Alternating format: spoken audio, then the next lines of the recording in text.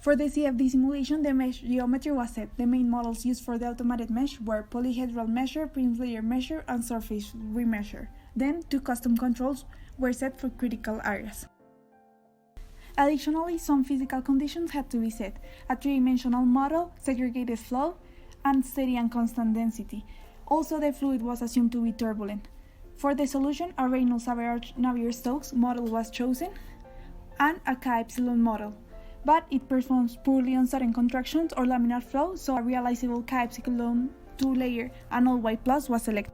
Finally, 3 fluids were selected and 15 simulations were performed. Pumps parameters were calculated on a MATLAB script following the algorithm proposed by the Hydraulic Institute. First of all, B parameter was calculated and a conditional was made. If B was below or equal to 1, the fluid's parameters were recalculated to those of water, because their properties are similar enough to make this assumption. However, if B was between 1 and 40, different correction factors had to be calculated as follows. For those fluids for which B was above 40, they were considered as if B was between 1 and 40. Therefore, the results for this fluid do not appropriately represent the fluid behavior. The shaft power was calculated as follows. Finally, graphs were made for the fluids. Additionally, Reynolds number was calculated and graphed against the head in the best efficiency point and the head in shutoff.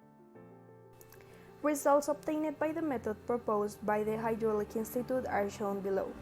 In the first place, regarding the relationship between volumetric flow rate and total head, a first observation can be made. The fluid's heads at the shutoff point are the same for all fluids.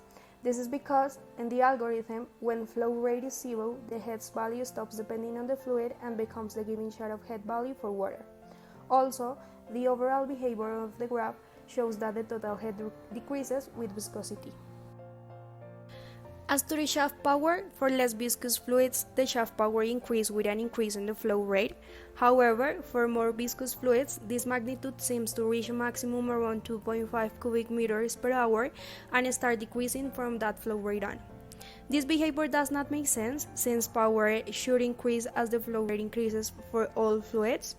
And also, it is important to mention that fluids 3, 5, and 8 are not properly modeled by the method because their B parameter is outside the ranges established by the algorithm.